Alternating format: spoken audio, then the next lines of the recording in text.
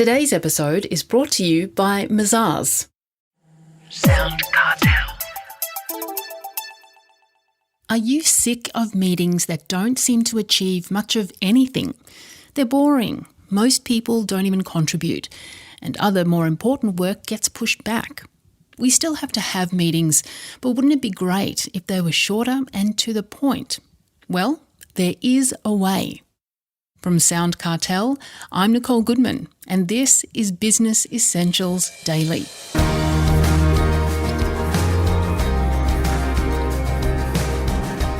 Often, companies use a one-size-fits-all meeting, no matter the objective.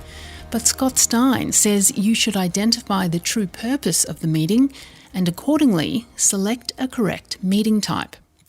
Scott is a leadership and productivity expert and author of Leadership Hacks, Clever Shortcuts to Boost Your Impact and Results. In a moment, he outlines 4 types of meetings to choose from. First, Chris Ashmore asks Scott why most meetings are a waste of time. Yeah, if I had, $1 for every time I've been to a meeting where you walked out and everybody said, what a waste. And I think it's almost a pandemic, right? I hate to use that word, but it is. It's still wasting people's time. And what I'm finding is the reason why most people have meetings just to meet, and they don't always have a clear purpose, and they haven't really identified who should or shouldn't be in the meeting, right? And that's why they're actually wasting a lot of time. The other reason is they're using the wrong meeting process. They're not really sure how to run a really efficient type meeting. So what's the answer then? How do we ensure a meeting has purpose?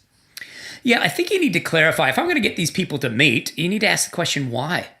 Why do I need to get them to meet? And what outcome do we need to achieve, right? Because if you haven't done that, you're wasting everybody's time. So let me give you an example. A lot of sales teams, they go, we got to have a weekly team meeting, right? And I talk to them and go, well, tell me about the meeting. I know some people have a daily sales team meeting. And I'm going, tell me about your meetings. And they say, they're so boring. What do you talk about? The same thing we talked about the day before. I'm going, well, why do you have the meeting if you're just going to repeat what you said the day before? Well, I don't know. We've always had a meeting. When I asked the manager, I asked them, why do you do it? Well, because we're supposed to have meetings. I'm going, no. If they get clear on, all right, what's the purpose? Well, all right, we need to have a meeting. Maybe it's only a weekly meeting. And in this weekly meeting, we're going to identify the 3 problems we're having with sales this week.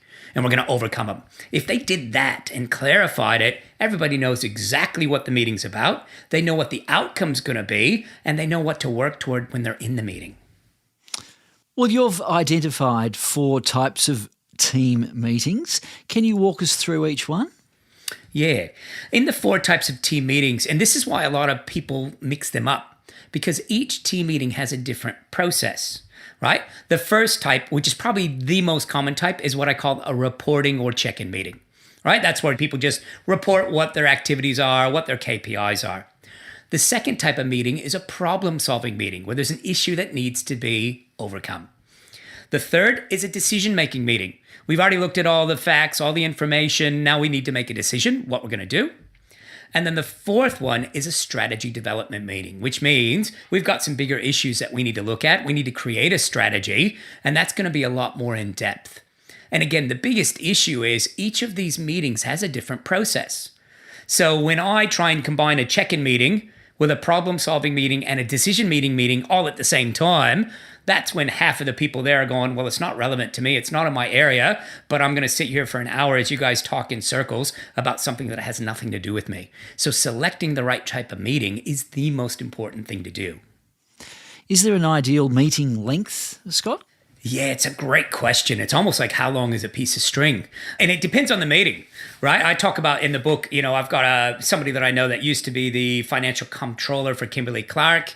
And imagine being the person responsible for a Fortune 50 company that has hundreds of company conglomerates around the world, right? And he was the one every month had to take all these different companies and country accounts, put them into one framework with his team. Right, which is a massive task. And he would have a check-in first thing in the morning and at the end of the day, right? And it was a reporting check-in on where do we need to do today? What do we need to accomplish? And it was a 7-minute stand-up meeting in the hall. They put visual LCD screens up so everybody could see it and go through the dashboards. And they would do the same thing at the end of the day. And the end of the day was usually 5 minutes. So some meetings can be as short as 5 to 10 minutes. Other meetings, what I find, traditional check-in meetings, usually half an hour is a really good time frame. Right? If you're going more than half an hour for a check-in meeting, there's usually something wrong. You're going off track. You're trying to do problem solving or something else, which means you might be wasting some people's time.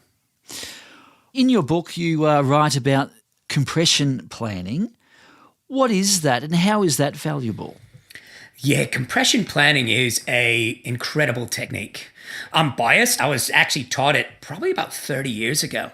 And it's actually what Disney used to actually create his theme parks. So it uses a visual storyboard process.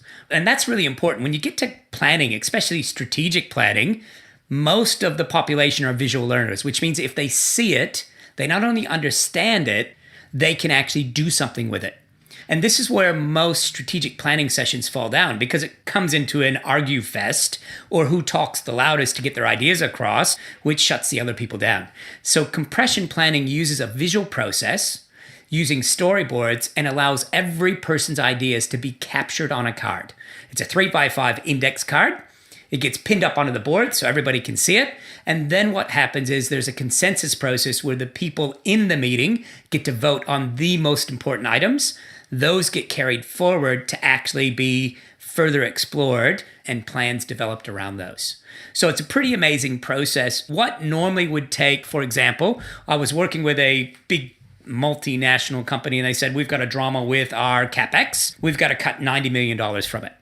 Right? So I've got to get the heads of all my departments to agree to give up a certain amount, up to 90 million, and it can't be split because different departments have different needs. And he said, we've been arguing about it for a month. I want you to come in. Maybe we'll need, a week.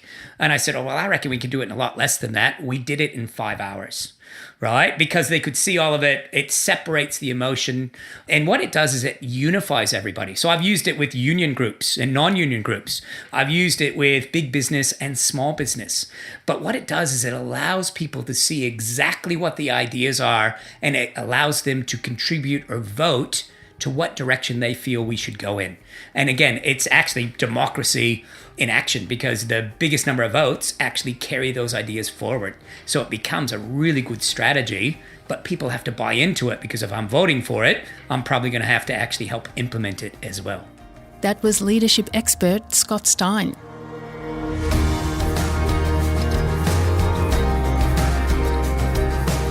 This episode of Business Essentials Daily is produced by the team at SoundCartel. Thanks for listening. I'm Nicole Goodman. We'll bring you more Be Daily tomorrow. Follow @BE Daily Podcast across social media and head to bedaily.com.au for more from the Business Essentials Daily podcast. SoundCartel. This episode was brought to you by Mazars. To find out more, visit mazars.com.au. That's mazars.com.au.